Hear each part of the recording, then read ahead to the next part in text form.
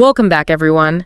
Today, we're diving into something a bit different. We've got a collection of stories, real accounts from people that seem to poke holes in, well, reality itself. Yeah, these are those unsettling moments where the world just doesn't behave the way you expect it to. Experiences that the people involved just can't square with everyday life. Exactly. So think about it. What if, just for a moment, everything you thought was solid and real just shifted? You see something impossible, a place disappears, maybe you even glimpse a life you never lived. Or meet someone you shouldn't. Right. These stories are fascinating, maybe a little scary, definitely thought-provoking. They really make you wonder what's actually going on beneath the surface. Let's jump into the first one. Okay, so this first one is from a young guy, 19 years old. He was driving home late one night out in the countryside. Dark roads, you know the drill. Lost his internet signal, which was annoying because he wasn't great with night driving anyway.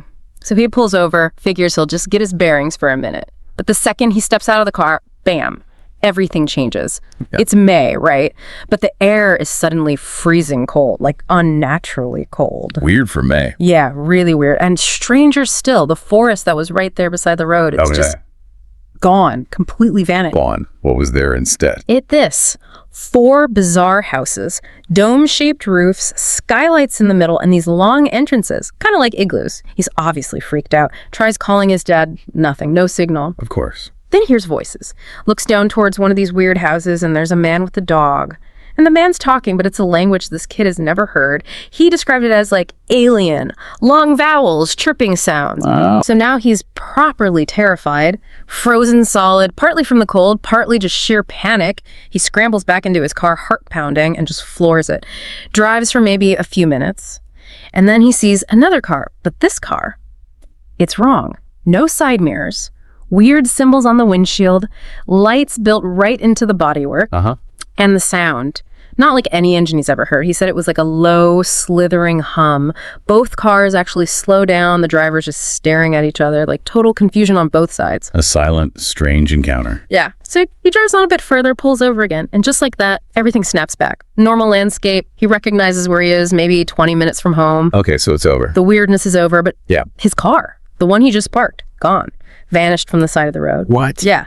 He ends up having to walk, lie to his dad that the car broke down, report it stolen. They never found it. Never. So he just lost his car and whatever that was. He is absolutely convinced, even now, that his car is still parked by the side of the road in what I am confident was another dimension, a parallel universe or something. Well, you can understand why he'd reached that conclusion, can't you? I mean, the sheer shock of such a drastic environmental change. The intense cold, seeing those structures, hearing that language. Yeah, it's overwhelming. Exactly. Our brains struggle to process that kind of anomaly. When your senses are giving you information that completely contradicts your known reality, something like a parallel universe almost becomes the only available explanation, you know? It just highlights how surprisingly flexible, or maybe fragile, our perception of reality might be. It really does. That idea that your surroundings could just flicker like that. Unsettling. Okay, let's shift gears. From a place changing, let's talk about something more personal. Meeting yourself. The doppelganger phenomenon. Always deeply disturbing. This happened to a 17-year-old guy back in 1993. He was at Lollapalooza.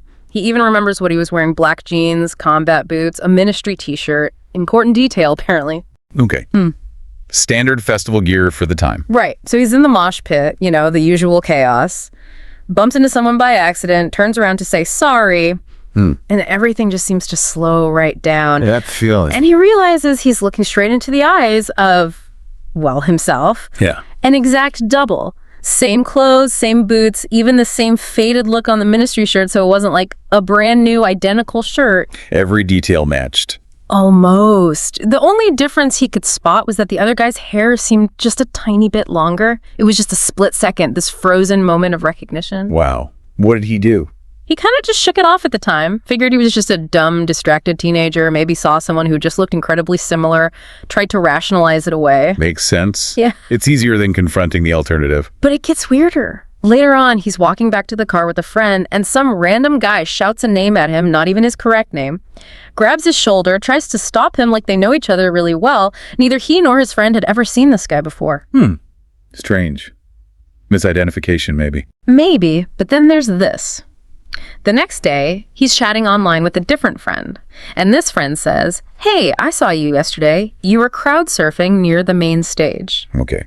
Did he crowd surf? No, he insists he absolutely didn't. But his friend continues, says, "You fell into the pit." And when the friend tried to help him up, maybe give him a hug, the crowd surfer pushed him away and swore at him. Ouch. Yeah, and the guy telling the story is adamant, "I would never do that." Plus, crucially, at the exact time his friend supposedly saw him crowd surfing and being aggressive, he was actually with another friend watching a completely different band on a totally separate stage. Ah, okay. So there's an alibi, essentially, that really changes things. It's not just seeing a look-alike, it's others interacting with this double and having experiences that contradict his own actions and location. That's where the doppelganger concept becomes truly unnerving. It attacks your sense of unique identity. If someone else not only looks identical, but can also apparently be you in other places, interacting with people you know, it shakes your fundamental sense of self. How do collective memory and individual experience diverge so sharply in these, well, glitches? Who is that on stage? Chilling thought, isn't it? That your you-ness isn't quite as exclusive as you assumed. Okay, from identity glitches, let's look at time itself. This next one is a classic, well-documented case from history. Ah, yes.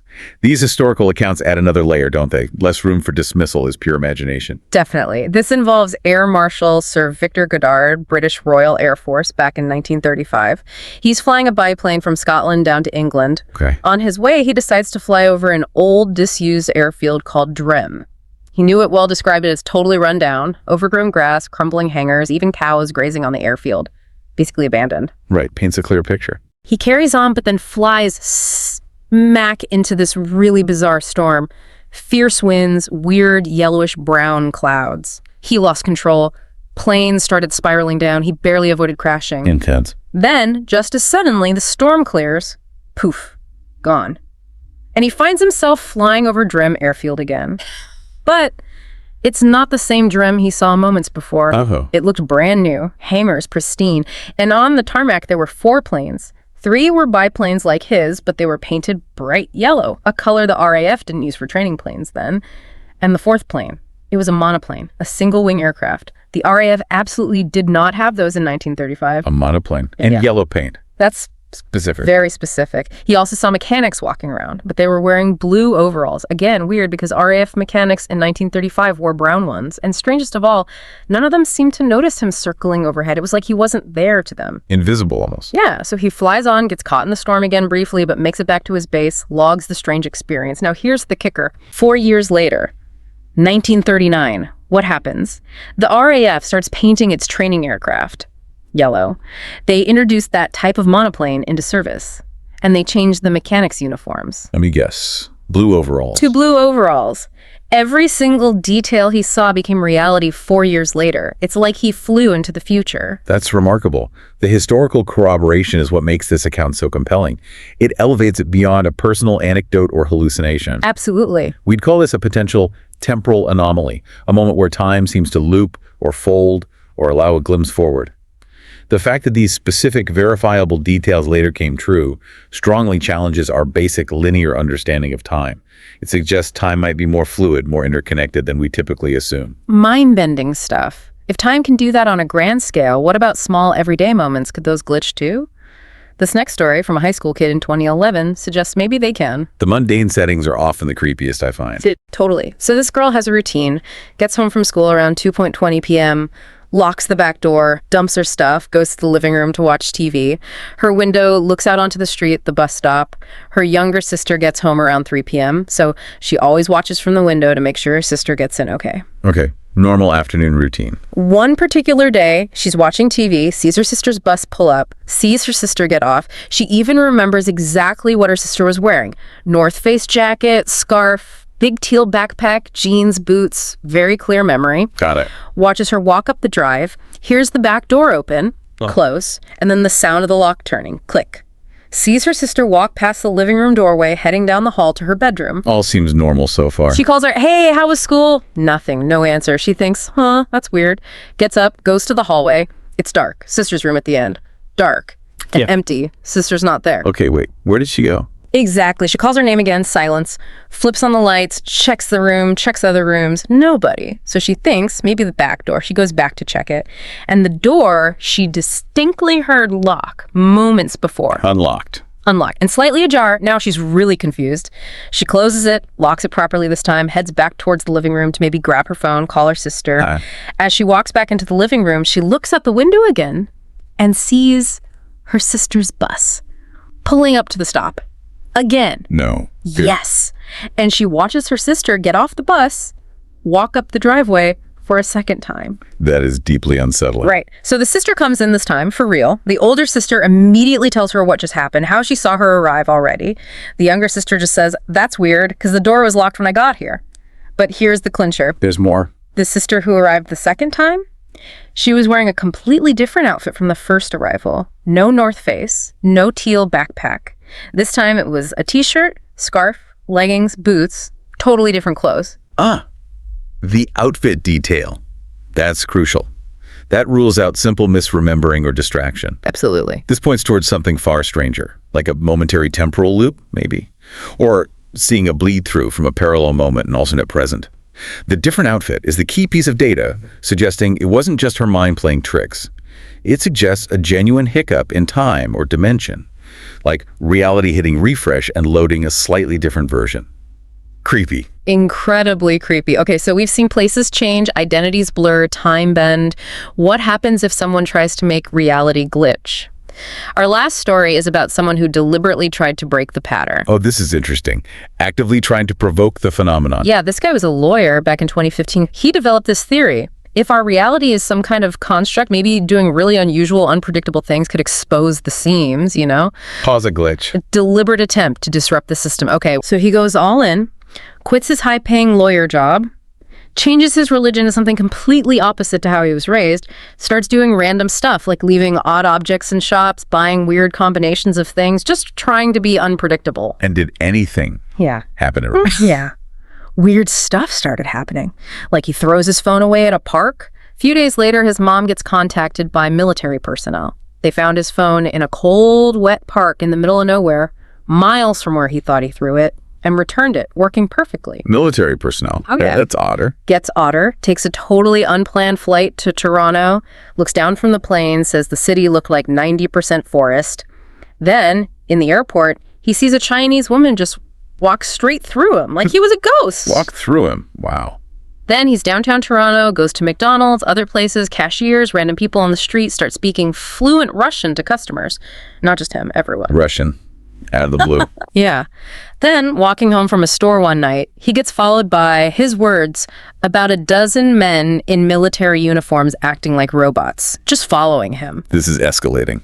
And maybe the weirdest part, he goes to see his new religious leader, and the leader recounts everything the lawyer had done that day, every little detail, like he was being watched constantly. It's deeply invasive. Paranoid, almost, but given the other events. Right. So his final act of defiance, his biggest attempt to break the pattern, was trying to leave the country on another unplanned flight. Buys a ticket, needs to renew his passport in Ottawa first. Starts driving there, gets exhausted, pulls over on the highway to sleep in his car. Okay. He wakes up 3 hours later, not in his driver's seat. He wakes up with my head under the car behind the back tire, outside the locked car. What? How is that even possible? He has no idea. He's surrounded by 5 strangers in the middle of nowhere, rural Ontario. They claim they just found him like that. They called the police, won't let him leave. Police show up, take him to the station, lock him in a holding cell. No charges, no explanation. He misses his flight, obviously. Just detained for no reason after waking up in an impossible situation. Exactly. And his conclusion from all this, he genuinely believes the system resists us acting outside of the norm. It coerces us to follow the plan, sometimes with force. He says he now just follows the assigned role because it's easier, safer. Wow, that's quite a journey. This account is fascinating because it's not passive. It's an active experiment almost. It forces us to confront those really deep philosophical questions, doesn't it? Like free will? Exactly. Is there a system? Does reality have a sort of default setting it tries to revert to? Does it actively push back against deviations by deliberately trying to glitch reality? This individual story makes us question the very nature of our existence and agency within it. Are we free? Or are we subtly or not so subtly kept on a predetermined path? A really unsettling thought to end on. Are we in control, or is something else pulling the strings, keeping things normal? These stories we've looked at today, they really are powerful reminders, aren't they? They absolutely are. Reminders that the world around us, maybe even reality itself, is potentially far stranger and more mysterious than we usually acknowledge. So much we don't understand. Well, that's all we have time for on this deep dive. Thank you for joining us and sharing these incredible accounts. Always fascinating to explore these edges of experience. If these stories gave you chills or just made you think, maybe hit that like button for us. Share them with anyone else you know who loves diving into the strange and unexplained. Yeah, spread the weirdness. And definitely subscribe to our channel, Horror Docx, for more explorations into things that go bump in the night and maybe in reality itself. We'll keep digging. Until next time, keep your eyes open and maybe question everything you think you know.